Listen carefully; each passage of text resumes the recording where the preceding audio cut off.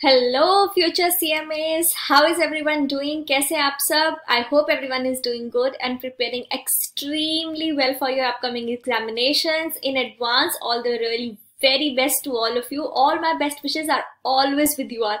And in addition to the best wishes, welcome to another revision session. And आज के revision session में हम आपका CMA Final Group 4 paper number 17 as per the new syllabus 2022 revise करने वाले हैं cost and management audit का chapter number 4 that is all about cost accounting standards and cost accounting principles.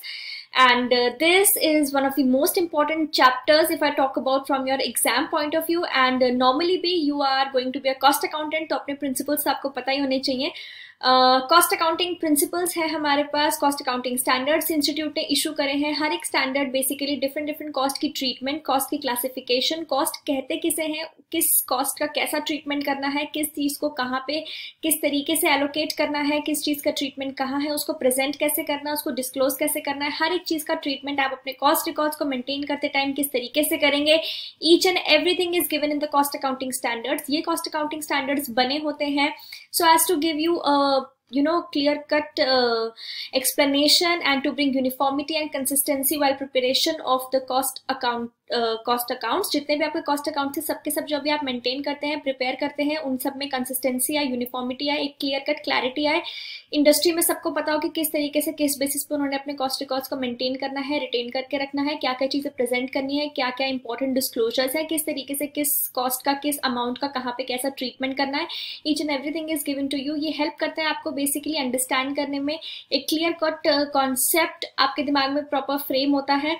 And just like any other standards, ये standards जितने भी हैं ये आपको हेल्प करते हैं कि आप एक यूनिफॉर्म कॉस्ट रिकॉर्ड्स मेंटेन कर पाओ, कंसिस्टेंट हो जो from one period to another. And it also helps you in comparison, जिससे कि आप अपने रिजल्ट्स ही कंपेयर कर सकते हैं पहले से अब तक. आप अपने ही ऑर्गेनाइजेशन के पिछले ईयर के परफॉर्मेंस से इस ईयर के परफॉर्मेंस को भी कंपेयर कर सकते हैं. And in addition to that आप इंडस्ट्री में जितनी दूसरी ऑर्गेनाइजेशन है उनके साथ भी आप compete करके इन a healthy way to check that you stand in the industry आप अपनी परफॉर्मेंस को भी इंप्रूव कर सकते हैं. Bye now institute has issue total 24 कैस. हम इसे cost accounting standards we call them कैस. 24 कैस जो है इशू हो चुके हैं अब तक. हर कैस में बेसिकली हर एक डिफरेंट डिफरेंट एक्सपेंस को किस तरीके से आप एलोकेट करते हैं, उस एक्सपेंस का क्या मीनिंग है, उस एक्सपेंस में क्या क्या आता है, वो एक्सपेंस का क्या ट्रीटमेंट होता है, उसका क्या प्रेजेंटेशन है, क्या डिस्क्लोजर है, उस का क्या ऑब्जेक्टिव है, क्या स्कोप है, हर चीज आपको दे रखी होती है. एग्जाम पॉइंट ऑफ व्यू से अगर मैं बात करूं तो फर्स्ट 10 to 11 कैस जो है वो आपके बहुत ज्यादा इंपॉर्टेंट है, जहां से प्रैक्टिकल एस्पेक्ट से भी क्वेश्चंस पुट अप होते हैं. And instead of making a separate video for all the practical questions, मैंने specific CAS के साथ ही उससे related questions insert करे हैं. You can get these handwritten short crisp PDF in your mobile phones through WhatsApp. आप description box में जो number दिया है उस पर WhatsApp कर दीजिए and all these notes will be provided to you. In addition to that, to get in touch with all the latest updates, not only for this subject but for overall in general about each and everything that is happening in the institute, each and everything that is happening with your exams, results and everything. जो भी चीजें की आपको update चाहिए होगी सबसे पहले आप तक वो अपडेट आए, इसके लिए make sure that you WhatsApp me and I will share you a link of the WhatsApp group. and आप उस WhatsApp group में भी अपने आप को and अपने fellow friends को भी enroll करा सकते हैं. तो चलिए फटाफट से स्टार्ट करते हैं. पहले थोड़ी सी थ्योरी पढ़ते हैं कि कॉस्ट अकाउंटिंग स्टैंडर्ड जो है वो क्या होते हैं, वही जो मैंने अभी आपको एक्सप्लेन करा, एंड उसकी क्या नीड है, क्या इंपॉर्टेंस है, कौन कौन से हमारे 24 कैस है. एंड आज की वीडियो में मैं आपसे डिस्कस करूंगी कैस 1 that is all about classification of cost. चलिए फटाफट से अब हम स्टार्ट करते हैं. थोड़ी सी थ्योरी पढ़ते हैं. सबसे पहले यहाँ पे दिया हुआ है कॉस्ट अकाउंटिंग स्टैंडर्ड्स की डेफिनेशन. कॉस्ट अकाउंटिंग स्टैंडर्ड्स क्या होते हैं? ये गाइडलाइंस है ऑर्गेनाइजेशंस के लिए जो कि स्पेसिफाई करती है कि कॉस्ट अकाउंटिंग ट्रीटमेंट आप कैसे करोगे. इससे क्या होगा? कंपेरेबिलिटी बढ़ती है, कंसिस्टेंसी बढ़ती है, पीरियड टू पीरियड आप कंसिस्टेंट रहते हो अपने हर चीज की क्लासिफिकेशन में, और यूनिफॉर्मिटी आती है. अगर आप एक ऐसे पर्सन है जिसको थ्योरी रिटेन करने में बहुत प्रॉब्लम होती है, तो जैसे मैंने पिछली वीडियोस में भी बताया था कि आपको सिर्फ कीवर्ड्स पे ध्यान देना है, बाकी हर चीज हिंदी में समझ के आप keywords के through you'll be able to frame answers and score really well in the examinations without even hustling very much. तो आप जो keywords याद रख सकते हैं वो है comparability, consistency, uniformity.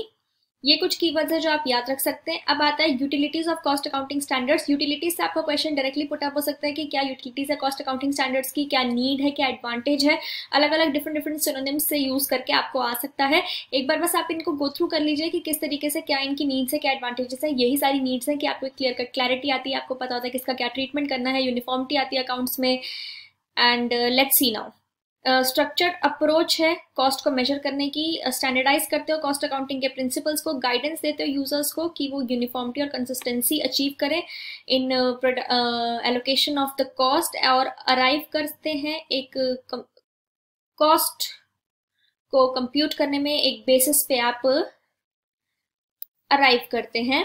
Then practising members को भी इसके साथ, मतलब इंडस्ट्री में आप किस तरीके से अपने रिकॉर्ड्स मेंटेन करोगे, उसके साथ साथ जितने भी प्रैक्टिसिंग कॉस्ट अकाउंटेंट्स हैं, प्रैक्टिसिंग मेंबर्स को भी हेल्प करते हैं कि वो कॉस्ट अकाउंटिंग स्टैंडर्ड्स देखें कि वो जनरल पर्पस कॉस्ट स्टेटमेंट्स के साथ जो है वो मैच है या नहीं है, और असिस्ट करते हैं क्लियर कट यूनिफॉर्म अंडरस्टैंडिंग हो, आपको सारे इश्यूज के related to all the organisation clear cut आपको अंडरस्टैंडिंग मिले। कि यहाँ पे आप देखिए, अब आपके पास है list of all the cost accounting standards. ये टोटल 24 कॉस्ट अकाउंटिंग स्टैंडर्ड्स हैं। देखिए कैश 24 तक। इसमें ये जो आपके एप्लीकेबल डेट है, ये if I talk about from the exam point of view, then I personally don't feel that they are much of an importance, but yes what much of an importance is the cash number and its name. आपको ये जरूर पता होना चाहिए कि कौन से cash का, फॉर एग्जाम्पल कैश 1 है वो क्या कहता है, कैश 2 है वो क्या कहता है। आप जब CMA क्वालिफाई कर लेंगे उसके बाद भी कई जगह पे एंट्रेंस एग्जामिनेशंस वगैरह होते हैं कई ऑर्गेनाइजेशंस में, तो वहां पे भी MCQ बेस्ड आपसे क्वेश्चंस पूछे जाते हैं that cash 6 relates to what, you should know कि कैश 6 क्या है। एंड आपके, अगर मैं अभी CMA के एग्जाम्स की बात करूं, if I talk about the small steps that we are taking to get closer to our dreams, then आपके एग्जाम पॉइंट ऑफ व्यू से भी प्रैक्टिकली बहुत ज्यादा इंपॉर्टेंट है कैश 1 से लेके 10 तक। तो 1 से लेके 10 तक आपको बहुत ही अच्छे से याद होने चाहिए। चलिए, ये नोट्स है, ये 9 पॉइंट्स है। ये आपको अपनी स्क्रीन पे 9 पॉइंट्स दिख रहे हैं। जितनी भी आपकी होती है ये कॉस्ट अकाउंटिंग स्टैंडर्ड्स, हर कॉस्ट अकाउंटिंग स्टैंडर्ड में ये 9 पॉइंट्स मेंशन होते हैं। हर कॉस्ट अकाउंटिंग स्टैंडर्ड का फर्स्ट पॉइंट होगा उसका इंट्रोडक्शन, सेकंड पॉइंट होगा उसका ऑब्जेक्टिव, थर्ड पॉइंट होगा उसका स्कोप, फोर्थ होगा उसके अंदर की रेलिवेंट जितनी भी डेफिनेशंस है वो, फिफ्थ होगा principles of measurement, then we have assignment, presentation, उसका प्रेजेंटेशन कैसे होगा, डिस्क्लोजर, कौन कौन सी चीज आप डिस्क्लोज करोगे, एंड उसकी इफेक्टिव डेट क्या होगी। हर कैस में ये 9 पॉइंट्स होते हैं। 9 पॉइंट्स के अंदर ही सारा का सारा खेल है। डेफिनेशन में हर कैस के अकॉर्डिंग डेफिनेशन जो है वो थोड़ी ऐड हो जाती है, थोड़ी सब्ट्रैक्ट हो जाती है, उसकी इफेक्टिव डेट आती है, उसको कैसे प्रेजेंट करना है, डिस्क्लोजर्स क्या होने चाहिए, और फर्स्ट हमेशा ही आपका इंट्रोडक्शन होता है, सेकेंड ऑब्जेक्टिव होता है। ये आपको 9 पॉइंट वाइज लर्न करने की जरूरत नहीं है। इसमें से एक चीज आप हमेशा ध्यान रखें, कभी भी किसी भी तरीके का थ्योरी क्वेश्चन आपसे पुट अप होता है, शॉर्ट नोट या फिर कुछ भी, तो एक चीज आप हमेशा ध्यान रखेंगे कि कॉस्ट अकाउंटिंग स्टैंडर्ड बने ही यूनिफॉर्मिटी और कंसिस्टेंसी लाने के लिए हैं। तो ये 2 वर्ड्स तो आपको बाय हार्ट पता होनी चाहिए। कोई भी कैश हो, कैश खुद में क्यों बने हैं, या फिर किसी कैश पे शॉर्ट नोट आ जाए, कुछ भी आ जाए, यूनिफॉर्मिटी, कंसिस्टेंसी, ये कुछ ऐसे वर्ड्स हैं जो आपको लर्न रखने हैं। ये 2 वर्ड्स, 2 कीवर्ड्स आपके हैं। अब इन्हीं से अब आगे बढ़ते हैं एंड कैश 1 अपना स्टार्ट करते हैं। ये देखिए, ये है कैश 1, ये रिवाइज हुआ था 2015 में। This cash cost accounting standard is on classification of cost. Cost की क्लासिफिकेशन पे कैसे, सबसे पहली बात तो कॉस्ट क्या होती है। कोई भी स्टैंडर्ड आप बना रहे हो तो सबसे पहले आपको ये पता होना चाहिए आप स्टैंडर्ड किस चीज पे बना रहे हो। इसलिए first standard is very basic standard which is all about the classification of cost, जो कि आपको ये बताता है कि कॉस्ट कितने तरीकों से आप क्लासीफाई कर सकते हो, कॉस्ट क्या होती है। सबसे पहले मैं आपको थोड़ी सी चीज एक्सप्लेन कर देती हूँ। क्विक रिविजन कर लेते हैं एक बार। हमें आता सब कुछ है, बट उसको फ्रेम करना इज द ओनली रिक्वायरमेंट जो कि हमें चाहिए। थोड़ा सा अपने स्किल्स को ब्रश अप करने की हमें नीड है, अदरवाइज हमें आता सब कुछ है पहले से। तो कॉस्ट क्या होती है, जितनी भी चीजें लगती हैं, मॉनेटरी वैल्यू हर एक चीज की जो भी लगती है एक प्रोडक्ट को बनाने में या एक सर्विस को रेंडर करने में, वो उसकी कॉस्ट होती है। इसी को इंग्लिश में लिख देते हैं any monetary value of all the resources that are being used to manufacture a particular product और render a service is known as its cost. Cost वो हो गई मॉनेटरी वैल्यू हर एक चीज की जो कि बना के मिल के हम एक प्रोडक्ट बना पा रहे हैं, जो कि हम हिंदी में बोलते हैं लागत ही। कितने पैसे लगे हमें ये चीज बनाने में, वो हमारी कॉस्ट है। कॉस्ट को डिफरेंट डिफरेंट नेचर के बेसिस पे हम उसको क्लासिफाई कर सकते हैं। डिफरेंट डिफरेंट बेसिस होते हैं जिनके बेसिस पे हम क्लासिफाई करके अलग अलग तरीके की कॉस्ट को हम अलग अलग टाइप्स में डिफरेंशिएट कर सकते हैं। जैसे कि नेचर के बेसिस पे कॉस्ट अलग होती है, कॉस्ट ऑब्जेक्ट के बेसिस पे कॉस्ट को अगर हम क्लासिफाई करें तो वो अलग तरीके से हो सकती है। देयर आर 4-5 बेसिस जिन पे हम कॉस्ट को क्लासिफाई करते हैं एंड फिर वो कॉस्ट डिफरेंट डिफरेंट टाइप्स की हम बना लेते हैं। तो इसकी डेफिनेशंस में भी बेसिकली कॉस्ट की ही डेफिनेशंस आएंगी इसमें। इसकी स्कोप भी यही है कि आपको बताता है कि कॉस्ट में क्या चीज़ इंक्लूड होती है, क्या नहीं होती है। प्रैक्टिकल क्वेश्चंस भी इसके 1-2 करके देखेंगे। मैंने जानबूझ के आपके स्टडी मटेरियल के ही इसमें 2 इलस्ट्रेशंस थी आपके स्टडी मटेरियल में से, वही इलस्ट्रेशंस मैंने यहाँ पे डाली जिससे कि आपका स्टडी मटेरियल भी साइड बाय साइड आपका प्रैक्टिस होता रहे। तो अब ये फटाफट से ये क्या स्टार्ट करते हैं, डेफिनेशंस वगैरह पढ़ते हैं, देखते हैं कि कौन कौन से ऐसे बेसिस है जिसपे हमारी कॉस्ट डिफरेंट डिफरेंट तरीके की क्लासीफाई होती है। चलिए, इंट्रोडक्शन हमें पता है कि इसको ये क्लासिफिकेशन ऑफ कॉस्ट है। ऑब्जेक्टिव क्या है इसका, वही सेम ऑब्जेक्टिव है, यूनिफॉर्मिटी और कंसिस्टेंसी लाना। स्कोप इसका क्या है कि ये स्टैंडर्ड अप्लाई करेगा कॉस्ट स्टेटमेंट्स पे जिनके अंदर की हमें कॉस्ट स्टेटमेंट बनाते हुए क्लासिफिकेशन ऑफ कॉस्ट करनी पड़ती है, तो इसीलिए कॉस्ट स्टेटमेंट्स वगैरह पे अप्लाई होगा। इस स्टैंडर्ड के हिसाब से कुछ इंपॉर्टेंट एंड रेलिवेंट डेफिनेशंस है जो मैंने यहाँ पे ली है। सबसे पहली डेफिनेशन है एबनॉर्मल कॉस्ट की, then we have administrative overheads, then we have classification of cost. Cost को क्लासिफिकेशन का क्या मतलब है, कन्वर्जन कॉस्ट का क्या मतलब है, कॉस्ट का क्या मतलब है। कॉस्ट तो मैंने आपको बता ही दिया क्या होती है। एबनॉर्मल कॉस्ट का बेसिकली क्या मतलब होता है, एक बिजनेस की हर चीज़ की एक नॉर्मल प्रोडक्शन साइकिल होती है।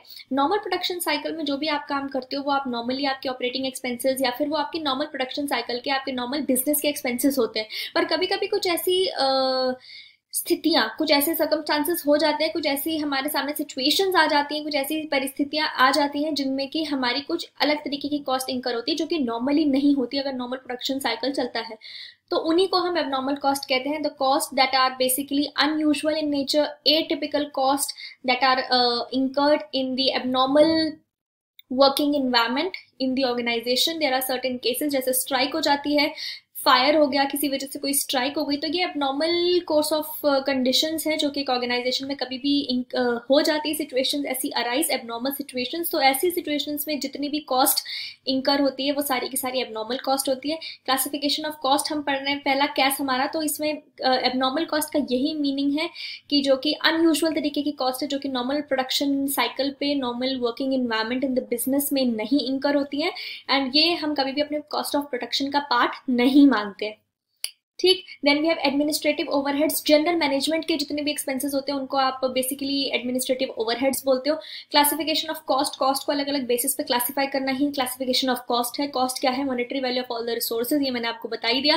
कन्वर्जन कॉस्ट एक डेफिनेशन इसमें और दी हुई है। कन्वर्जन कॉस्ट का मतलब होता है बेसिकली सारी की सारी प्रोडक्शन की कॉस्ट जो कि एक प्रोडक्ट को कन्वर्ट करने में बनती है, तो इसके अंदर मटीरियल कॉस्ट जो है वो इंक्लूड नहीं होती है। मैम, क्या हमें बाय हार्ट ये सब लर्न करना है अपने एग्जाम के लिए?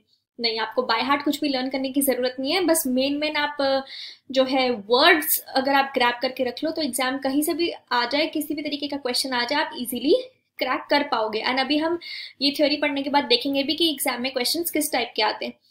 चलिए, सबसे पहले है एबनॉर्मल कॉस्ट क्या होती है। ये अनयूजुअल एटिपिकल कॉस्ट है जो कि इरेगुलरली इंकर होती है और एबनॉर्मल सिचुएशंस में इंकर होती है। ऑब्वियस सी बात है कि हर बिजनेस में हर टाइम ही तो कोई ना कोई ऐसी चीज नहीं होती रहेगी ना जो एबनॉर्मल नेचर की हो, इसीलिए इरेगुलर पीरियड ऑफ टाइम में इंकर करती है, एबनॉर्मल सिचुएशंस में इंकर करती है। एडमिन ओवरहेड्स वही जनरल मैनेजमेंट के सारे एक्सपेंसेस जितने भी होते हैं। इसके अंदर क्या क्या चीजें नहीं आती हैं एडमिनिस्ट्रेशन ओवरहेड्स में, प्रोडक्शन के कोई भी खर्चे नहीं आते क्योंकि जनरल मैनेजमेंट के खर्चे नहीं होते, प्रोडक्शन के खर्चे प्रोडक्शन ओवरहेड में जाते हैं। मार्केटिंग के खर्चे भी जनरल प्रोडक्शन में नहीं आते। जितने भी इंटरेस्ट हो गए, फाइनेंस चार्ज हो गए, ये सब चीजें आपकी इसमें एडमिनिस्ट्रेटिव ओवरहेड्स में नहीं आती है। जो भी कॉस्ट ऑफ प्रोडक्शन है, प्रोडक्शन की जितनी भी कॉस्ट है, प्रोडक्शन ओवरहेड्स, वो सब प्रोडक्शन में जाएंगे, तो वो भी एडमिनिस्ट्रेशन ओवरहेड्स में नहीं आएंगे। कन्वर्जन कॉस्ट सारी की सारी प्रोडक्शन की कॉस्ट होती है एक्सक्लूडिंग मटीरियल की कॉस्ट। कॉस्ट अभी आपको बता दिया क्या होती है, मॉनेटरी टर्म्स में सारी रिसोर्सेज की कॉस्ट जो कि प्रोडक्शन में यूज होते हैं, गुड्स की या रेंडरिंग ऑफ सर्विस में यूज होती है। ठीक, चलिए आगे बढ़ते हैं। नेक्स्ट हमारे पास डेफिनेशन है। यहाँ पे मैंने कुछ ही डेफिनेशंस हैं जो ली है फॉर योर अंडरस्टैंडिंग पर्पस, जिससे कि आपको हर वर्ड का मीनिंग थोड़ा सा ब्रश अप हो जाए। आता आपको सब है, ये सब आप इंटरमीडिएट लेवल में भी अपने कॉस्टिंग में कॉस्ट शीट्स प्रिपेयर करते टाइम बहुत अच्छे से सब कुछ करके आए हैं, बट ठीक है, थोड़ा बहुत हमें ब्रश अप की नीड तो पड़ती ही है। एंड वहाँ पे भी जो भी चीज़ें आप पढ़ रहे थे वो आपको अब पता चलेगा कि अच्छा ये चीज़ हम कहाँ से पढ़ रहे थे, ये सब चीज़ें हमारे कॉस्ट अकाउंटिंग स्टैंडर्ड्स ने इशू करी हैं। और कौन सा स्टैंडर्ड है ये? सबसे पहले स्टैंडर्ड 1 है। कॉस्ट सेंटर का क्या मतलब है? कॉस्ट सेंटर का मतलब है कोई भी यूनिट जो हमने सिलेक्ट करी है और सारी की सारी कॉस्ट हम उसी सेंटर पे एक्यूमुलेट कर देंगे। वो हमारा एक कोई डिवीजन हो सकता है, कोई डिपार्टमेंट हो सकता है, कोई भी ग्रुप हो सकता है, कोई भी चीज जिसके ऊपर हम सारी की सारी कॉस्ट को एक्यूमुलेट कर दे वो उसका कॉस्ट सेंटर हो जाता है। ठीक। कॉस्ट ऑब्जेक्ट आप एक तरीके से ये मान के रख सकते हैं कि कोई भी ऐसी एक्टिविटी जिसके लिए हम कॉस्ट को असरटेन कर रहे हैं। हमने कोई एक कॉस्ट सेंटर लिया, उस पर सारी की सारी कॉस्ट एलोकेट कर दी कि ठीक है भाई ये फाइनेंस डिवीजन के सारे खर्चे हैं, तो ये फाइनेंस डिवीजन जिसके ऊपर हमने सारे के सारे खर्चे एलोकेट कर दिए वो फाइनेंस डिवीजन क्या हो गई? Cost centre. And cost object मतलब कोई भी ऐसी एक्टिविटी जिसके लिए हम कॉस्ट को असरटेन कर रहे हैं वो आपका हो गया cost object. Cost of production में आपकी सारी की सारी प्रोडक्शन की कॉस्ट आती है। इसके अंदर आपकी पैकिंग कॉस्ट भी आती है, रिसर्च एंड डेवलपमेंट की कॉस्ट भी आती है। इसके अंदर आपके प्रोडक्शन में एडमिनिस्ट्रेशन के overheads that are directly related to production, वो भी आपके प्रोडक्शन ओवरहेड्स में ही आएंगे। तो production overheads not only includes all the material and labors but also includes all the research and development, packing cost and all your admin overheads that are directly related to production। production में जो admin overheads related है वो भी production के production overheads में ही आएंगे। so it includes all the direct employee cost, जितने भी direct expenses है, production overheads, quality control की cost, packing की cost, research and development की cost, administrative overheads जो कि production से related है। अब आपको आ जाए cost of production कैलकुलेट करो, तो आपको ये चीज तब जो है याद रखनी है, क्योंकि अगर आपसे एकदम से बोल दिया कि आपको कॉस्ट ऑफ प्रोडक्शन कैलकुलेट करनी है तो आप कॉस्ट ऑफ प्रोडक्शन कैसे कैलकुलेट करोगे? कॉस्ट ऑफ प्रोडक्शन आप कैलकुलेट करोगे यही सब चीजें ध्यान रख के, क्योंकि जनरली बच्चा कॉस्ट ऑफ प्रोडक्शन में क्या लेता है? मटेरियल ले लिया, लेबर ले लिया, बट नहीं। कॉस्ट ऑफ प्रोडक्शन का मतलब है ओवरऑल प्रोडक्शन में जितनी भी चीजें, जितने भी खर्चे आए हैं उस प्रोडक्ट को बनाने में, उसे प्रोड्यूस करने में डायरेक्टली, तो वो सारे के सारे एक्सपेंसेस हम अपने कॉस्ट ऑफ प्रोडक्शन में इंक्लूड करेंगे। ठीक। Then we have cost of transportation, basically freight, carriage, जितने भी ट्रांसपोर्टेशन के खर्चे हैं वो सारे के सारे हम कॉस्ट ऑफ ट्रांसपोर्टेशन में लेते हैं। Then we have cost unit. Cost unit का मतलब है बेसिकली वो यूनिट ऑफ मेजरमेंट जिसमें कि हम चीज को मेजर करते हैं। जैसे कि सीमेंट को देखो मेट्रिक टन में मेजर कर लिया, ऑटोमोबाइल्स को हमने नंबर में मेजर कर लिया, ट्रांसपोर्टेशन को टन किलोमीटर में कर लिया।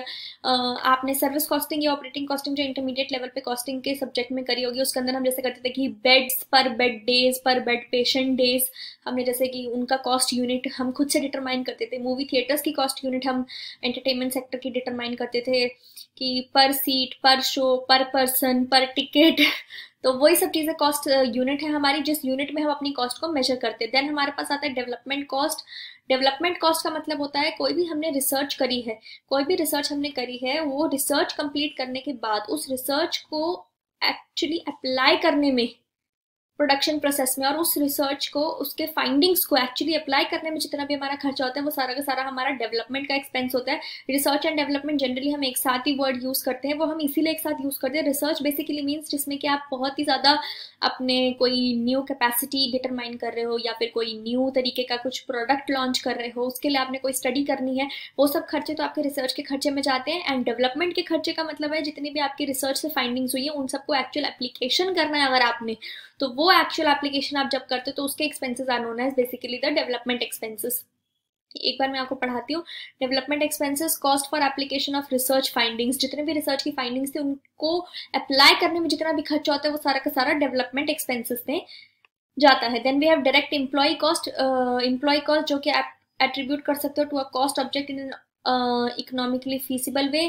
डायरेक्ट एक्सपेंसेस भी वही होते हैं जो कि directly you can assign them to a particular product or rendering of a service in the most economic way, and these expenses are basically other than material and labor। direct expenses हमारे वही होते हैं, expenses में हम उन्हीं को जोड़ देते हैं which are other than material and labor। ये डेवलपमेंट कॉस्ट हो गया, डायरेक्ट एम्प्लॉय कॉस्ट हो गई। एग्जाम्पल्स आ गए थोड़े से आपके। डायरेक्ट मटेरियल क्या होता है? Distribution overheads. Distribution overheads basically क्या मतलब है? जितने भी एक्सपेंसेस इंकर हुए हैं जो कि आपने प्रोडक्ट के बनने के बाद से उसको एक्चुअली एंड कस्टमर तक डिस्ट्रीब्यूट करने के, वो सारे के सारे आपके डिस्ट्रीब्यूशन एक्सपेंसेस में आते हैं। जैसे secondary packaging, outward transportation cost, warehousing की कॉस्ट, प्रोडक्ट को कस्टमर को डिलीवर करने की कॉस्ट, तो सारे के सारे cost once the product is actually made, once it is fit for getting introduced into the market, when it is fit for the sale, the expenses that are incurred from that point till the time the product finally reaches to the customer, all the expenses incurred in between are termed as the distribution expenses, right? Clearing, forwarding charges, ये सब के सब जो है उसी में आते हैं। एम्प्लॉय कॉस्ट बेसिकली जितने भी बेनिफिट्स, जितने भी तरीके की मॉनेटरी कंसिडरेशन या फिर कोई भी benefits of any kind that are paid to the employees that are working in an organisation. एक ऑर्गेनाइजेशन में जितने भी एम्प्लॉयज काम कर रहे हैं, ह्यूमन रिसोर्स जितने भी काम कर रहे हैं, उनको जितने भी टाइप के बेनिफिट्स आप दे रहे हो वो सारे आपके एम्प्लॉय कॉस्ट हो जाएगी। अभी हम पढ़ते हैं डायरेक्ट मटीरियल, डायरेक्ट लेबर, सब कुछ हम पढ़ेंगे यहाँ पे।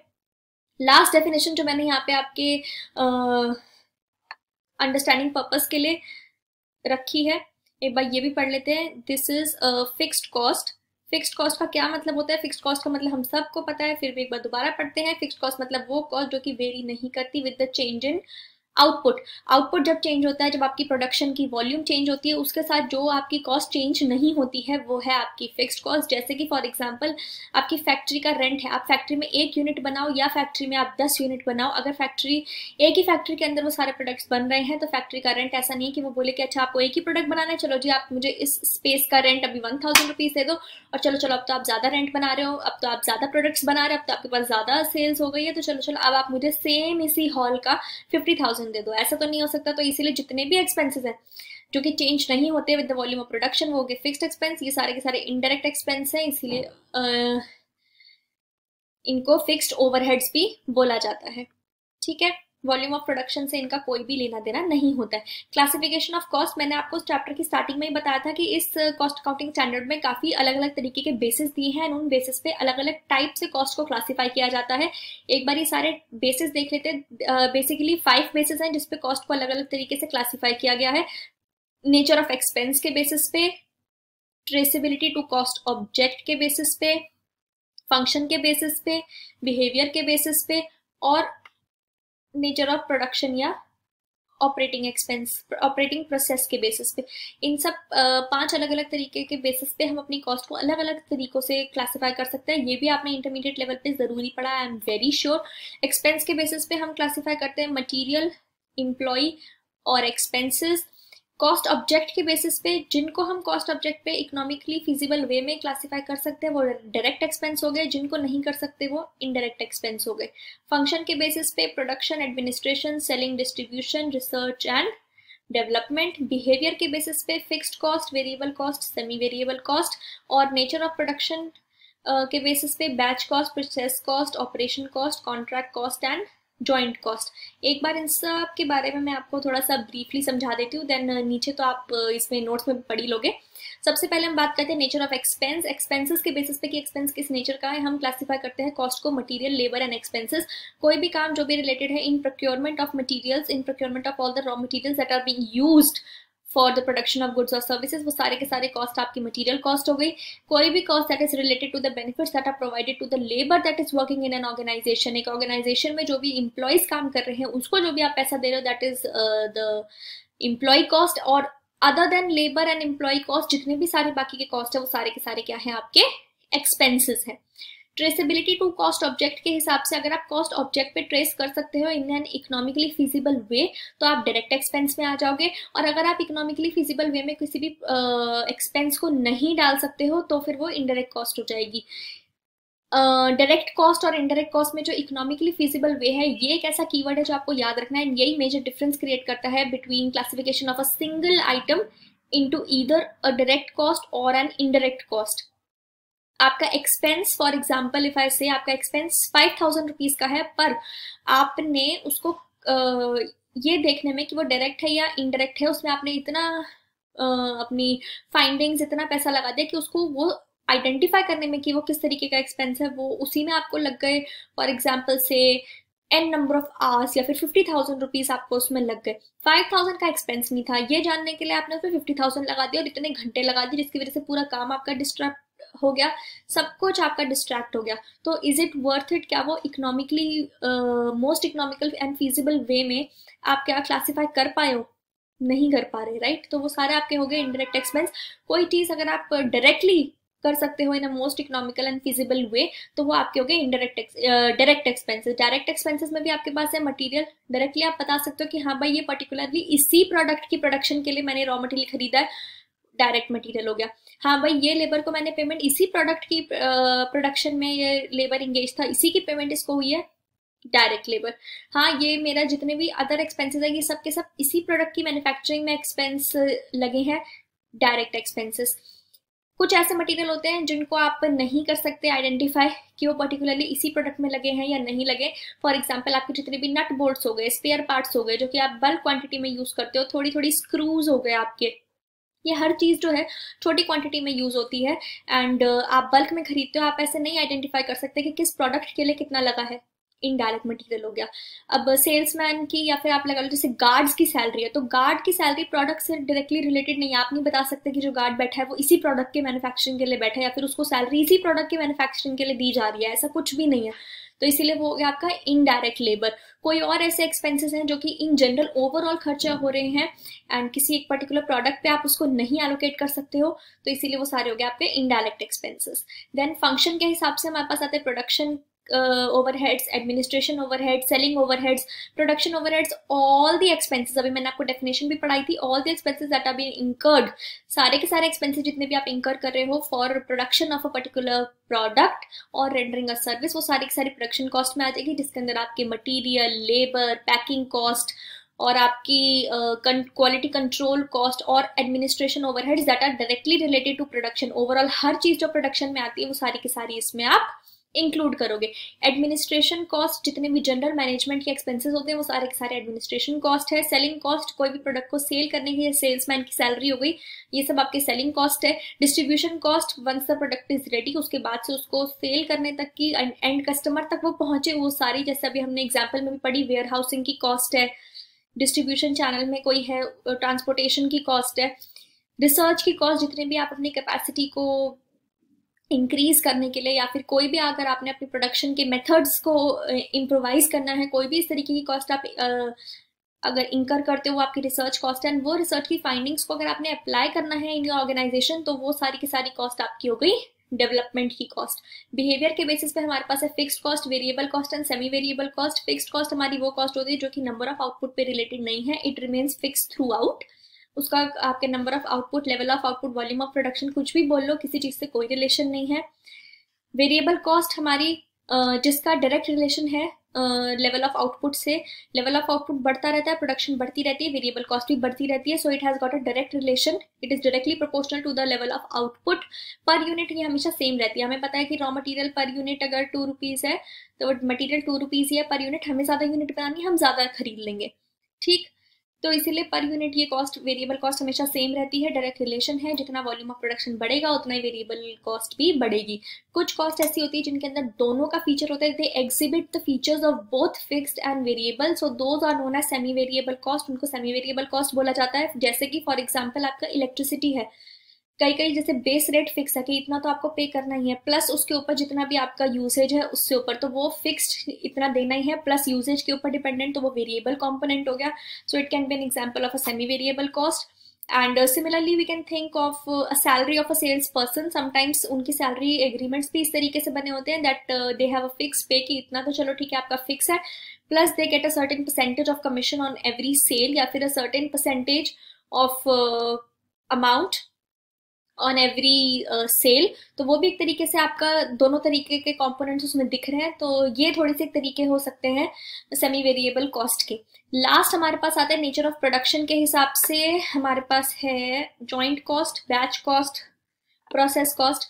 बेसिकली बैच कॉस्टिंग वहां पे यूज होती है ऐसी इंडस्ट्रीज में जहाँ पे प्रोडक्ट्स लॉट्स में बनते हैं, जिनको बैच बोलते हैं। जहाँ पे भी प्रोडक्शन बैचेस में होती है वहाँ पे बैच कॉस्ट लगती है। जैसे जनरली मेडिसिन में, फार्मास्यूटिकल में बैच प्रोडक्शन होती है, ऑटोमोबाइल इंडस्ट्री में भी बैच प्रोडक्शन होती है कई कई प्रोडक्ट्स की, तो वो सब चीजें बैच कॉस्ट, वहां पे बैच कॉस्टिंग लगती है। पर बैच जितनी कॉस्ट आई वो बैच कॉस्ट है।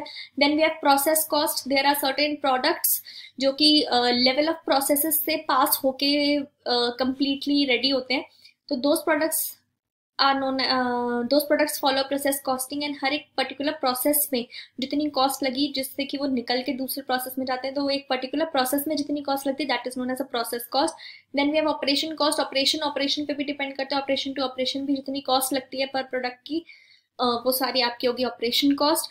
देन हमारे पास आता है कॉन्ट्रैक्ट कॉस्टिंग। कुछ ऐसे जनरली प्रोडक्शन होती है जिनमें कि आप कॉन्ट्रैक्ट बेसिस पे होती है, वो between a contractor and contractee, terms and condition contract basis पे डिटरमाइन होते हैं, डिफाइन होते हैं। And generally if I talk about, then ये सारे contracts more than a year के होते हैं। एंड जितनी भी उस कॉन्ट्रैक्ट में फिर कॉस्ट लगती है वो उसकी कॉन्ट्रैक्ट कॉस्ट है। And the last is joint cost. Joint cost के बारे में भी हम पहले भी पढ़ चुके हैं इंटरमीडिएट में। मैं आपको एक बार दोबारा बताती हूँ। कोई भी ऐसा प्रोडक्ट आप बना रहे हो जिसके साथ साइमल्टेनियसली प्रोडक्शन हो जाए 2 और मोर प्रोडक्ट्स की, तो वो होता है आपका जॉइंट कॉस्ट। कोई भी आप एक प्रोडक्ट बना रहे हो, उस प्रोडक्ट के अंदर से ही एक और प्रोडक्ट या 2 और प्रोडक्ट निकल गए, वो हो गया उसका जॉइंट कॉस्ट। अब जॉइंट कॉस्ट कहते किसे हैं? जॉइंट कॉस्ट बेसिकली हम कहते हैं उस कॉस्ट को जो कि अब आप कुछ अपने खर्चे करके इन दोनों प्रोडक्ट्स को अलग अलग कर सकते हो। जो 2 या 3 प्रोडक्ट्स एक साथ बने हैं, निकल के आए हैं, उनको कुछ खर्चा करके आप अलग कर सकते हो। तो वो पॉइंट जब वो अलग हो जाते हैं, उस पॉइंट से ऊपर के खर्चे जितने भी हैं, उस पॉइंट से ऊपर के खर्चे जब वो अलग हो जाते हैं, उससे ऊपर के जितने भी खर्चे वो सारा आपका जॉइंट कॉस्ट है। एंड उसके बाद जो पॉइंट बेसिकली है, जिस पॉइंट पे ये जो मैंने ब्लू से हाईलाइट कर दिया, ये पॉइंट जो है जिसके बाद से वो अलग अलग हो जाते हैं, इस पॉइंट को हम बोलते हैं स्प्लिट ऑफ पॉइंट। ये जो स्प्लिट ऑफ पॉइंट है, इस स्प्लिट ऑफ पॉइंट के बाद आप कुछ एडिशनल एक्सपेंसेस करके या फिर कैसे भी आप इन एक दोनों प्रोडक्ट्स को अलग अलग कर सकते हो। तो ये आपका स्प्लिट ऑफ पॉइंट होता है। ठीक, चलिए अब एक बार इनके बारे में डायग्रामेटिक रिप्रेजेंटेशन थोड़ी थोड़ी मैंने इनके बारे में लिखा भी हुआ है, ताकि अगर आपको ब्रीफली पढ़ना हो तो आप इसको पढ़ भी सकते हैं। चलिए, सबसे पहला है nature of expenses. Nature of expenses के हिसाब से we can classify as material, employee and expenses. इसी के बारे में मैंने आपको बताया था कि कोई भी expenses that are other than material and labour, उसको हम एक्सपेंसेस में डालते हैं। लेबर के जितने भी एक्सपेंसेस वो एम्प्लॉय में जाते हैं, और मटेरियल में जितने भी खर्चे हैं मटेरियल को प्रोक्योर करने के, वो सारे आते हैं। लेकिन इसके अंदर आपको क्या ध्यान रखना है कि इसके अंदर कोई भी अमाउंट आप लिखते हो तो ये हम पढ़ते हैं कि ट्रेड डिस्काउंट हमें at the time of purchase ही मिल जाता है, तो हम ट्रेड डिस्काउंट इसमें इंक्लूड नहीं करते। और कोई भी taxes duties that are refundable, उसको हम इसमें इंक्लूड नहीं करते हैं। ठीक, नेट ऑफ अमाउंट लिखते हैं। यहाँ पे मैंने कुछ लिस्ट बनाई है कुछ एक्सपेंसेस की, जो कि सारी मटेरियल एक्सपेंसेस में आएंगी। ये एक बार देखते हैं। कॉस्ट ऑफ प्रोक्योरमेंट, कोई भी प्रोडक्ट हम प्रोक्योर कर रहे हैं वो सारी की सारी कॉस्ट आएगी। Freight inward, taxes, duties, insurance, कोई भी कॉस्ट डायरेक्टली जो कि प्रोडक्शन से प्रोक्योरमेंट से रिलेटेड है। कोई भी हमने प्रोडक्ट खरीदा उसके साथ के जितने भी डायरेक्ट एक्सपेंसेस हम मान सकते हैं कि हाँ ये प्रोडक्ट खरीदने के साथ के हैं।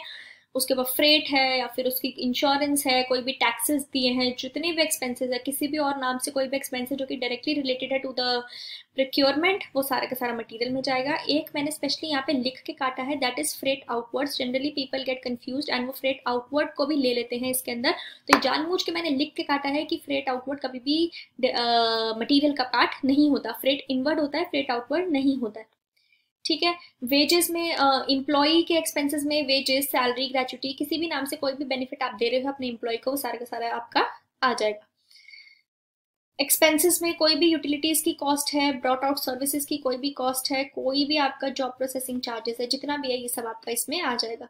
एक यहाँ पे नोट दिया है, ये नोट ध्यान रखेंगे। क्या कह रहा है ये नोट? ये नोट ये बोल रहा है कि कैश डिस्काउंट जो होता है वो बेसिकली हमने प्री पेमेंट करी, तो एक तरीके का हमें इनकम है, हमें प्रॉफिट है कि आपने बोला कि आप अभी के अभी पे कर दोगे तो चलो इतने का आपको कैश डिस्काउंट दे दूंगा, तो वो आपकी प्री पेमेंट पे एक तरीके का आपका प्रॉफिट है, आपकी इनकम है। तो वो आप कभी भी डिडक्ट नहीं करते हो मटीरियल की कॉस्ट से, मटीरियल से उसका कोई लेना देना नहीं है। तो ये आप मटीरियल कॉस्ट से डिडक्ट नहीं करोगे। क्यों? क्योंकि ये आपका एक फाइनेंशियल इनकम है जो कि प्री पेमेंट पे आपने अर्न किया है। ठीक, चलिए, ट्रेसेबिलिटी टू कॉस्ट ऑब्जेक्ट। ये नेक्स्ट क्लासिफिकेशन है हमारा, इसमें हमने पढ़ा था direct expenses, economic way, economically feasible way, बस ये वर्ड आपने ध्यान रखना है। अगर आप कर सकते हो उसको इकोनॉमिकली फीजिबल वे में आइडेंटिफाई तो वो डायरेक्ट है, भले मटेरियल हो, लेबर हो या एक्सपेंस हो, और अगर आप नहीं कर सकते तो वो इनडायरेक्ट है। ठीक है, हर जगह आप देखो it can be assigned to cost object, specifically आप असाइन कर सकते हो। मैंने आपको मटेरियल के भी एग्जांपल दिए, जैसे नेट बोल्ट है, स्पेयर पार्ट है, गार्ड की सैलरी है लेबर में। ठीक, आप असाइन नहीं कर सकते in the most economically feasible way. Definition आएगी नहीं, बट आपको पता होना चाहिए। ठीक, चलिए देन हमने ये देखा फंक्शन के बेसिस पे। फंक्शन के बेसिस पे भी हमारे थे प्रोडक्शन कॉस्ट, जो कि डायरेक्टली मैंने आपको बताया, जिसके अंदर आपका क्वालिटी कॉस्ट, पैकिंग, सब चीज आती है। एडमिनिस्ट्रेशन कॉस्ट, जनरल मैनेजमेंट के एक्सपेंसेस, सेलिंग में जितने भी आपके सेल करने के एक्सपेंसेस, डिस्ट्रीब्यूशन में एंड कस्टमर तक के जितने भी एक्सपेंसेस है, रिसर्च में आपके जितने भी आपने एनालिसिस करने के, अपनी क्वालिटी इंप्रूव करने के एक्सपेंसेस है, और डेवलपमेंट में आपके उन रिसर्च की फाइंडिंग्स को अप्लाई करने के जितने भी एक्सपेंसेस है वो सारे आ जाएंगे। ठीक, नेक्स्ट है बिहेवियर। बिहेवियर के बेसिस पे देखते हैं कॉस्ट कैसी है। फिक्स्ड कॉस्ट जो कि हमेशा फिक्स रहती है, लेवल ऑफ आउटपुट पर डिपेंड नहीं करती है। वेरिएबल कॉस्ट जो कि लेवल ऑफ आउटपुट पर डायरेक्टली डिपेंड करती है, पर यूनिट ये सेम रहती है। फिक्स्ड कॉस्ट हो गया। सेमी वेरिएबल कॉस्ट जिसके अंदर दोनों के फीचर्स होते हैं, एक सर्टेन पॉइंट तक फिक्स रहती है, उसके बाद ये आपकी वेरिएबल हो जाती है। ठीक, चलिए नेक्स्ट है नेचर ऑफ प्रोडक्शन के हिसाब से। ये हमने पढ़ा बैच कॉस्ट, जो कि वो कॉस्ट होती है पर बैच की कॉस्ट को बैच कॉस्ट बोलते हैं। कुछ ऐसे प्रोडक्ट्स होते हैं जो कि बैचेस में प्रोड्यूस होते हैं, जैसे मैंने अभी आपको एग्जांपल भी दिया था फार्मास्यूटिकल का, और कुछ ऑटोमोबाइल कंपनीज वगैरह भी। प्रोसेस कॉस्ट जो कि पर प्रोसेस लगती है। ऑपरेशन कॉस्ट, हर ऑपरेशन की डिफरेंट डिफरेंट कॉस्ट।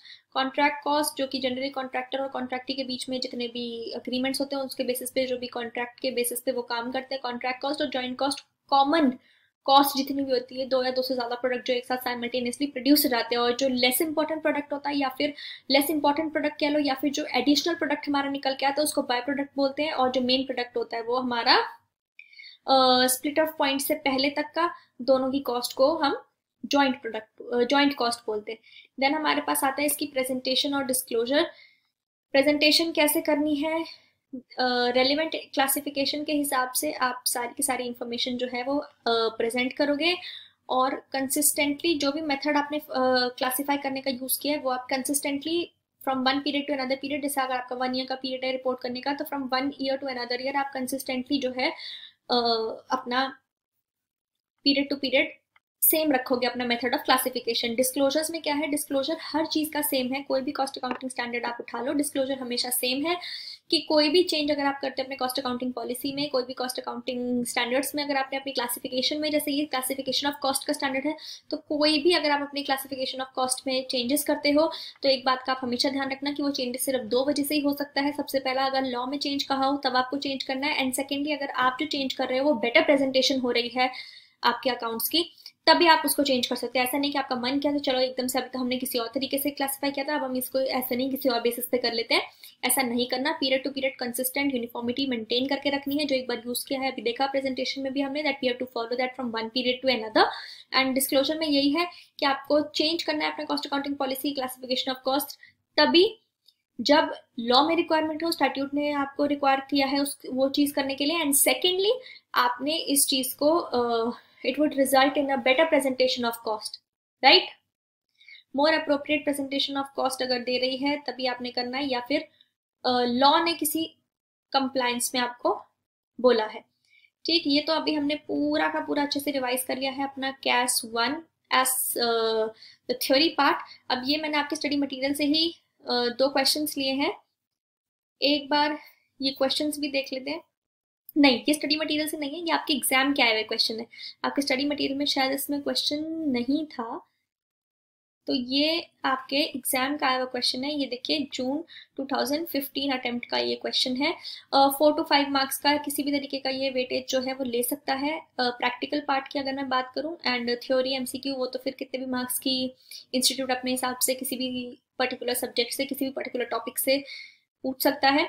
चलिए एक बार पहले मैं पूरा आपको क्वेश्चन एक्सप्लेन कर देती हूँ। क्वेश्चंस अगर प्रैक्टिकली आएंगे इस चैप्टर से तो इसी तरीके के आएंगे, इसी बेसिस के क्वेश्चंस आएंगे। अभी आपको आइडिया लग जाएगा। दो क्वेश्चंस मैं आपको कराती हूँ एंड चलिए एक बार क्वेश्चन एक्सप्लेन करते हैं देन सोल्यूशन देखेंगे। ये क्वेश्चन है, कंपनी की स्ट्राइक थी फ्रॉम 16 सितंबर टू 19 नवंबर। 16 सितंबर से लेकर 19 नवंबर तक की कंपनी में स्ट्राइक हो गई थी। कोई बात नहीं, कंपनी ने रिज्यूम कर लिया अपनी वर्किंग 20 नवंबर से, लेकिन नॉर्मल प्रोडक्शन जो है वो स्टार्ट हुई सिर्फ और सिर्फ 8 दिसंबर से। बिल्कुल सही बात है, अगर आपने अपनी कंपनी की प्रोडक्शन स्टार्ट कर भी लिया स्ट्राइक के बाद तो भी एकदम से स्ट्राइक ओवर होती तो हर चीज ठीक नहीं हो जाती है। तो नॉर्मल प्रोडक्शन आपकी 8 दिसंबर से स्टार्ट हुई, लगभग 20 से 18 डेज बाद। ठीक है, कोई बात नहीं। एक्सपेंसेस सारे के सारे दिए हुए हैं यहाँ पे, ठीक है। सैलरीज, डायरेक्ट सैलरीज दी हुई है, वेजेस दिए हुए हैं। देन आपको पावर दिया हुआ है, पावर के साथ लिखा है कि 90% जो है पावर वो वेरिएबल है। देन आपको दिया हुआ है डेप्रिसिएशन 1080 का।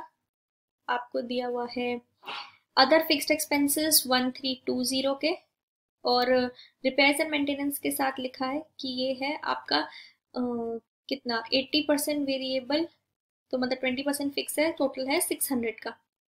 ठीक है, बाकी सारे एक्सपेंसेस आप देखो जिनके ब्रैकेट में ये नहीं लिखा इन दोनों को छोड़ के, तो ये सारे एक्सपेंसेस आपके फिक्स्ड एक्सपेंसेस हैं। बस ये दो एक्सपेंसेस है उसमें से भी आपको बता रखा है कि कितना फिक्स्ड का अमाउंट है एंड कितना वेरिएबल का अमाउंट है। तो निकाल के आप मुझे बता सकते हो, take out your calculators and मुझे बताओ कि कितना अमाउंट किसका है। 80% वेरिएबल है, that amounts to 20% being fixed, and यहाँ पे 90% वेरिएबल है, that amounts to 10% being fixed. यहाँ निकाल के टोटल फिक्स्ड कॉस्ट आ जाएगी आपकी। ठीक, टोटल फिक्स्ड कॉस्ट आप निकाल लोगे। यहाँ पे इसका 600 का 10% आपका ये फिक्स्ड हो गया, कितना 60। ठीक, एंड 600 का ही 20%, तो ये आपका हो गया कितना 120। ये आपका हो गया टोटल फिक्स्ड एक्सपेंस। अभी मैं भी कैलकुलेट कर लूंगी। ठीक, ये आपके हो गए टोटल फिक्स्ड एक्सपेंसेस इन सबको प्लस करके। नेक्स्ट आपको क्या इन्फॉर्मेशन दिया, detail examination of records reveal the following expenses relate to the period from 16 September to 19 November. ये आपके स्ट्राइक पीरियड के भी आपको एक्सपेंसेस दिए हुए, वेजेस तो थे ही नहीं, ठीक है, इनडायरेक्ट थे, ठीक है, डेप्रिसिएशन नॉन प्रोडक्टिव ये रहा। टोटल आपका हो गया 1440 के, टोटल 1440 1440 लाख रुपीस।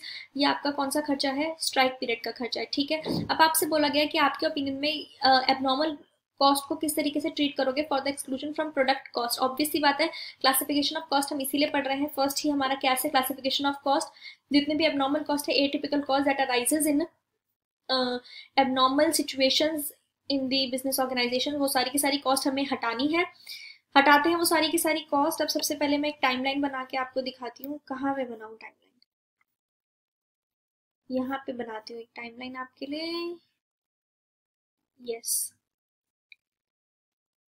ये एक टाइमलाइन मैं यहाँ पे क्रिएट कर रही हूँ। अब इस टाइमलाइन के अकॉर्डिंग समझने की कोशिश करेंगे कि कितना हमारा टोटल जो है खर्चा है।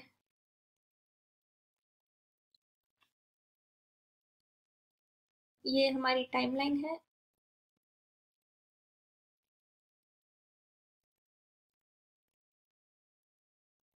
ये हमारा हो गया स्ट्राइक का पीरियड। ठीक, जस्ट अ सेकेंड। अरे बाप रे, ये तो सारे एक साथ ही आ गए।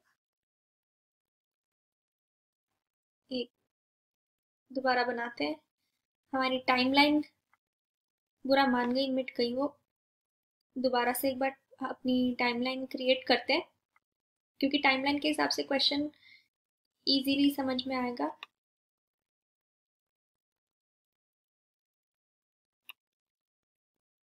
ये देखिए,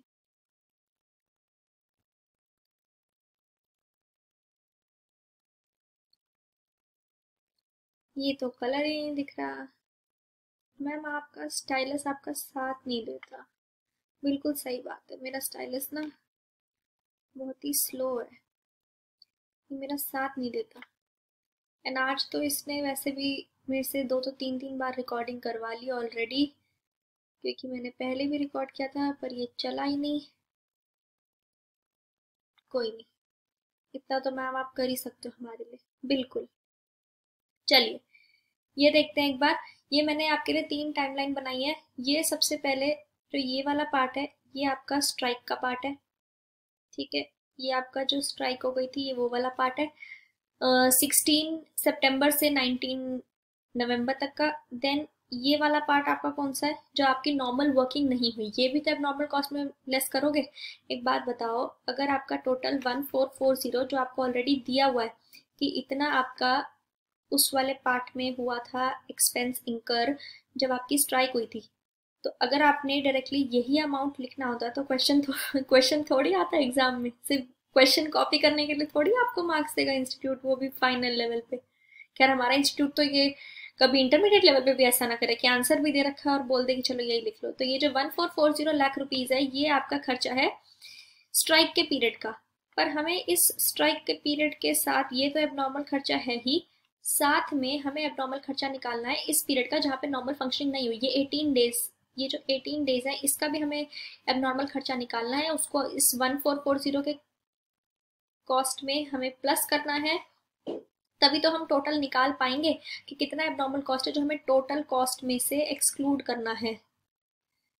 ये 18 डेज का खर्चा भी हमारा एबनॉर्मल ही है, क्योंकि हमारी प्रॉपर फंक्शनिंग जो है वो कब से स्टार्ट हुई थी, आफ्टर 18 डेज 8 दिसंबर से हमारी जो है प्रॉपर फंक्शनिंग स्टार्ट हुई थी। तो हमें यहाँ पे इस पीरियड का खर्चा भी लिखना है। अब अगर हम यहाँ पे इस पीरियड का खर्चा भी लिखें और वो टोटल हमारा एक्सपेंस होगा, तो सबसे पहले हम कैलकुलेट करते हैं कि ये हमारा 16 सितंबर से 19 नवंबर तक एक्चुअली में कितने दिन बनते हैं।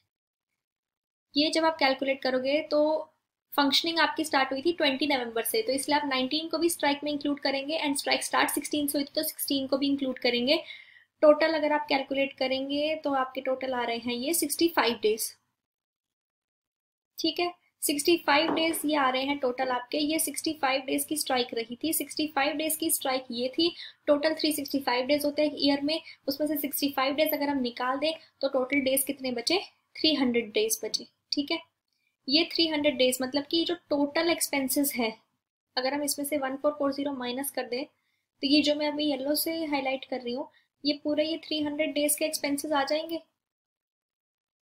ये पूरे 300 डेज के एक्सपेंसेस आ जाएंगे ना। अगर मैं 1440 लैक्स जितने हैं, ये जो 65 डेज का है जो कि अंडरलाइन नहीं है, जो स्ट्राइक पीरियड का खर्चा है, अगर मैं टोटल पूरे साल के खर्चों में से वो स्ट्राइक पीरियड के खर्चे माइनस कर दूं तो बाकी के जिस पीरियड में स्ट्राइक नहीं थी उसका खर्चा आ जाएंगे। उसमें से प्रोपोर्शनेट बेसिस पे हम ये 18 डेज का खर्चा निकाल लेंगे कि कितना है, कि इतने दिन का इतना, तो 18 दिन का कितना। यूनिटरी मेथड लगा के हम प्रोपोर्शनेट बेसिस पे ये 18 डेज का भी खर्चा निकाल लेंगे, टोटल प्लस कर लेंगे तो आ जाएगा हमारा टोटल खर्चा। अब लेकिन हमें फिक्स्ड कॉस्ट ही है जिसको हमें लेना है। तो यहाँ पे जब मैं आपसे यहाँ पे इसीलिए जब मैं यहाँ पे प्लस करवा रही थी आपसे, तो मैं आपसे सिर्फ और सिर्फ सारे के सारे फिक्स्ड कॉस्ट ही प्लस करवा रही थी। यहाँ पे सारे के सारे, जैसे पावर है वो 90% वेरिएबल है तो 10% जो फिक्स्ड है वही आप लोगे, क्योंकि सारी फिक्स्ड कॉस्ट में से ही आपने माइनस करना है। I hope that you are getting the question कि किस तरीके से हम अपने क्वेश्चन को आगे बढ़ाते हैं, क्योंकि यही मेन है अंडरस्टैंडिंग। उसके बाद तो सिर्फ कैलकुलेशन है। तो अगर आपको ये समझ में आ रहा है कि हम ये क्यों कर रहे हैं, किस तरीके से कर रहे हैं, तो वेल एंड गुड। और अगर नहीं समझ में आ रहा है तो मैं एक बार चलो फिर से आपको एक्सप्लेन कर देती हूँ, उसके बाद हम आगे कैलकुलेशन वाले पार्ट पे मूव करेंगे। ये मैं इसीलिए ऐसा कह रही हूँ। और अगर आपको इसके बाद भी, जो मैं अभी एक्सप्लेन कर रही हूँ, इसके बाद भी अगर आपको समझ ना आए तो नीचे व्हाट्सएप नंबर दिया हुआ है, आप मेरे से व्हाट्सएप पे भी समझ सकते हैं एंड ये नोट्स आपको वहाँ पे जरूर मिल जाएंगे, ठीक है। Don't worry about that.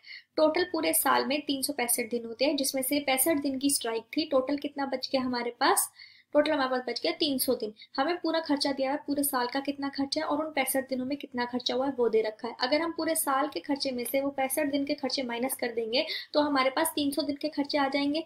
Total 300 दिन के खर्चे आने के बाद 18 डेज और ऐसे थे जिसमें कि हमारा ढंग से काम नहीं हो पाया, तो वो भी हमारी अब नॉर्मल कॉस्ट है। तो प्रोपोर्शनेट बेसिस पे हम उसको भी वहां से डिडक्ट करेंगे। प्रोपोर्शनेट बेसिस पे वो वाली कॉस्ट निकालेंगे कि 18 डेज की कितनी कॉस्ट है, और जो हमें स्ट्राइक पीरियड की ऑलरेडी दी हुई है कॉस्ट 65 डेज की, वो दोनों कॉस्ट हमारी टोटल एबनॉर्मल कॉस्ट है जिसको हमने एक्सक्लूड करना है।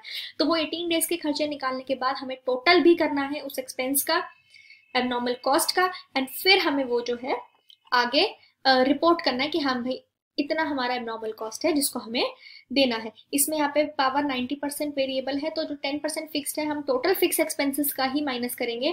तो इसमें से आप पहले वो 10% ही लेंगे, और यहाँ पे जैसे वेरिएबल 80% दिया हुआ है तो फिक्स जितना है हमारा 20% उतना ही कंसीडर करेंगे। ठीक, चलिए आई होप कि अब आपको क्लियरली समझ में आया है। एंड यस, अब आगे बढ़ते हैं। एक बार मैं आपको यहाँ पे सोल्यूशन से आपकी कैलकुलेशन दिखा देती हूँ, बाकी करना कैसे वो मैं आपको बता चुकी हूँ। टोटल एक्सपेंसेस, जब हम सारे एक्सपेंसेस जितने भी अभी ऊपर हमें देते पूरे साल के, जब आप सारे एक्सपेंसेस को प्लस करोगे तो आपके एक्सपेंसेस टोटल आएंगे 6600 के। उसमें से जितने भी वेरिएबल एक्सपेंसेस, जैसे मैंने कहा कि हम फिक्स्ड एक्सपेंसेस का कर रहे हैं क्योंकि वेरिएबल तो वहाँ पे उस टाइम पे खर्च हुए ही नहीं, तो हम वेरिएबल सारे हटा देंगे। पावर जितना था 90% वेरिएबल था, तो वो 90% मतलब 600 का 90% 540 हमने हटा दिया। वेरिएबल कॉस्ट 600 थी, उसमें से 80% वेरिएबल था। रिपेयर एंड मेंटेनेंस 600 थी, उसमें से वेरिएबल 80% था, 480 हमने वो हटा दिया। तो ये हमारे पास टोटल फिक्स एक्सपेंसेस आ गए अपने पूरे साल के 300 डेज के पूरे। अब ये जो पूरे हमारे पास आए हैं 5580, इसमें से हमारे स्ट्राइक पीरियड के कितने थे, जो 65 डेज के खर्चे थे वो हमें दिया ही हुआ था जी, 1440 है। 1440 जब हम माइनस कर देंगे तो हमारे पास आ जाएगा कि नॉन स्ट्राइक पीरियड या फिर 300 डेज के कितने खर्चे हैं। 300 डेज के ये फिक्स्ड खर्चे हैं। अब वही हम प्रोपोर्शनेटली कर लेंगे, हमें 18 का चाहिए ना, तो जैसे 41, मैम स्टाइलस दूसरा ले लो, ये हमारी पढ़ाई बहुत रुकवाएगा। बिल्कुल, ये भी अभी नया ही खरीदा है, ये भी वेस्ट ही करा क्या। 4140 ये आपका 80, ये आपका 300 डेज का है, तो 18 डेज का कितना होगा, वो हमारा आ जाएगा 18 डेज का खर्चा, राइट। 4140 ये आपका हो गया। देन उसके बाद आपके पास टोटल जितना खर्चा ये आएगा, प्लस आपका 1440 जो ऑलरेडी स्ट्राइक पीरियड का था, ये टोटल ऐसा एक्सपेंस है जो कि हमें माइनस करना है। ये टोटल वो एक्सपेंस है जो कि एबनॉर्मल कॉस्ट का एक्सपेंस है, जो कि हमारे किसी भी तरीके के प्रोडक्शन कॉस्ट में इंक्लूड नहीं होगा। ठीक, एंड यस ये क्वेश्चन हमने किया सॉल्व। चलिए अब आगे एक और नेक्स्ट क्वेश्चन देखते हैं। ये भी टाइमलाइन बना के करेंगे, नंबर ऑफ डेज का सारा खेल है, ढंग से क्वेश्चन पढ़ेंगे कि कौन सा दिन हमने इंक्लूड करना है कौन सा नहीं करना। टोटल फिक्स्ड एक्सपेंसेस में से ही हम हमेशा माइनस करते हैं। ये रहा ये क्वेश्चन। कंपनी की स्ट्राइक थी 15 से, कंपनी ने रिज्यूम कर ली वर्किंग 18 नवंबर से, लेकिन वही 12 दिसंबर से आप ढंग से काम कर पाए। सेम वैसा ही क्वेश्चन है। देखिए इसमें पावर के आगे लिखा है वेरिएबल, तो मतलब हम पूरा ही पावर वेरिएबल मानेंगे, पूरा ही आप इसको फिर कंसीडर जो है नहीं करोगे। ठीक, पूरा ही आप इसमें से हटा दोगे। फिर ये आपके स्ट्राइक पीरियड के खर्चे हैं, सारे स्ट्राइक पीरियड के खर्चे हटा दोगे, नॉन स्ट्राइक पीरियड के खर्चे आ गए आपके, एंड उसके बाद आप प्रोपोर्शनेट बेसिस पे अपने खर्चे निकाल लोगे। ठीक, इसका सोल्यूशन भी दिया हुआ है, नोट्स मेरे से जरूर ले लेंगे व्हाट्सएप करके। एंड इस तरीके के क्वेश्चंस यहाँ पे आएंगे इस कैश से रिलेटेड। आई होप कि अब आपको पूरा का पूरा cash number 1 classification of cost अच्छे से समझ में आएगा। सारे के सारे कैश को एक साथ पढ़ाना, जबकि सारे के सारे कैश इतने इक्वली इंपॉर्टेंट है, एंड पहले के 10 तो प्रैक्टिकली भी बहुत इंपॉर्टेंट है आपके लिए एंड थियोरेटिकली भी। वो मुझे एक बहुत ही एक सेंसिबल डिसीजन नहीं लगा, इसलिए मैंने हर कैश को एक डिफरेंट वीडियो में कन्वर्ट कर दिया है। आपके पास रिवीजन लेक्चर्स आते रहेंगे, नोट्स आपके पास आते रहेंगे, व्हाट्सएप ग्रुप पे जुड़े रहिए, सारी की सारी अपडेट्स आपको मिलती रहेंगी। And all my best wishes are always with all of you. I wish you all a very best for your upcoming examinations, and before the examinations all the very best for all your preparations. I know that you all will gonna rock it, and बहुत अच्छे से अपनी preparation करनी है, बिना किसी भी fear के, बिना कुछ भी सोचे कि कल क्या होगा। You just give your best and leave the rest. And yes, with that this revision session comes to an end. I hope you found the video helpful. Let me know your feedback in the comment section down below. Feel free to ask the notes and get yourself enrolled, and your friends also enrolled in the group for latest updates. And you can check the description box for the number. And yes, thank you so much everyone for watching the video. Share it with your fellow CMA friends as well. Bye bye.